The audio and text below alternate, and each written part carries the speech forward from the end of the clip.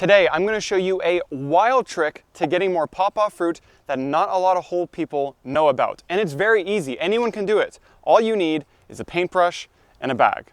Plus, I'm going to show you how to recognize them by their flowers, which in my opinion is a much easier way to find them than by their fruits. To pull this trick off, we need to understand a little bit more about pawpaw biology, specifically its reproduction, which we're kind of going to be inserting ourselves into the middle of. There are three components that make pawpaw reproduction a little bit tricky that we need to understand in order to achieve this. We're going to take a look at the biology in a second, especially because it's a subject that I see everyone getting wrong and I would like to set the record straight. But first, let's talk about recognizing those flowers. And thankfully, this is actually quite easy. There aren't a lot of other trees that have flowers that look that similar to pawpaw. In many areas where I find the flowers, they are abundantly growing in the trees. And that's a really good sign, by the way. Lots of flowers means the potential for lots of fruit. So now let's look closer at them. The flowers are going to start as a very bright lime green color, and then as they mature, they're going to turn into a deep maroon.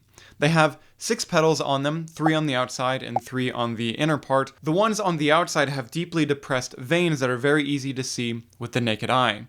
On the inside of the flower, you'll see something of an ovoid structure, and this is actually a combination of the stamen and the pistil, the male in the female parts, which will be very important for something that we are going to learn in just a second. But first, going back to the outside, we'll see the stem where it attaches to the twig, and then sepals at the base of the flower. Both of those are densely covered with brown hairs. But if you look closely, you can see a lime green color underlying all of that. So now that you see how easy it is to recognize pawpaw by their flowers, all you need is to know when they're going to be flowering. And pawpaw and many other fruit trees are on my interactive foraging calendar for both the fruiting window and the flowering window. So it's going to be really easy to find them and to know when to find them. So you can see that pattern of the flowers all around me right here. Once you see it a little bit more, you're going to start to notice it in other areas as well. But there's another reason beyond just them being very recognizable to look for them at this time of the year. You can see around me that the forest is relatively open. When I'm gathering the fruits at the same location, it is not that way. It is densely covered with a lot of other vegetative growth. So at this time of the year, when the pawpaws are flowering, the forests are much more open, so you can move through them much more easily. You can cover more ground and find even more spots. All right, so now it is time to talk about the reproductive biology of pawpaw. I hope that you are ready to nerd out with me. This one's going to be fun. There's going to be some technical terms in here, but don't worry, I'm going to make sure to explain all of it. So first off, many people will say that pawpaw is dioecious. Dioecious means that there are separate male and female individuals. So one tree would be male or one tree would be female. That is not true. Pawpaw is not dioecious. Then people say that pawpaw is monoecious, and that means that one tree has separate male and female flowers. That is also not true. Instead, what pawpaw is dichogamous. So what the heck does that mean? Dichogamy is a particular kind of what's called sequential hermaphroditism. Oh, I have so much trouble with this word. Sequential hermaphroditism. So the plant progresses through a male and female stage at different points in time. And what pawpaw is specifically is protogynous. And that means that the female function precedes the male function. All right, you still with me? With pawpaw, the flowers are going to move through each of these stages. So now we're going to talk about how to recognize which stage that a flower is in. Remember that we looked at that little ovoid piece in the center, which has both the pistil and the stamens? If you're looking at that, and the spherical part is overall smooth, and the pistil, the point at the top, looks kind of glossy or slimy, then it is at the female stage. As it goes through time, the part at the base, the spherical portion, is going to dehisce. It's going to break open slightly. It's going to start to look a little bit more rough and dusty and be covered with pollen. At this point, it's at the male stage. And it's the pollen that we're going to be gathering for the method that I'm going to outline for you. But we're not done yet. There's more to pawpaw that makes it even more complicated. So on top of all that, pawpaw is self-infertile, and that means that a single individual tree cannot pollinate itself. No big deal, right? Well, it wouldn't be if not for the last portion. This is the big kicker. which is that pawpaw reproduces clonally from root runners. So if you find a pawpaw patch in the woods that has, let's say, 5 trees that are closely grouped together, you might think, oh, there are 5 individual trees right there.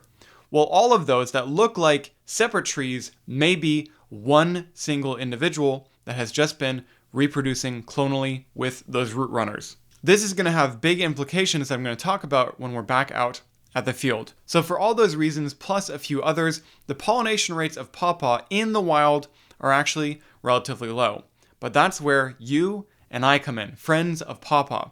We can go to their environment and we can manually pollinate them to artificially drastically increase their fruiting rates. And that is a win for the trees and a win for us. So with everything that we just learned, let me show you what this looks like in the field and how to do it correctly. Okay, so on this tree right here, a lot of them are at the female stage, but we found one that is at the right male stage that we want for gathering the pollen. So we can come a little bit closer and I'll show you what I'm doing here. This part is very simple. We're just taking our collection bag and placing it below the flower. Then we'll use the paintbrush to rub off the pollen on the inside of the flower and have it drop into the bag.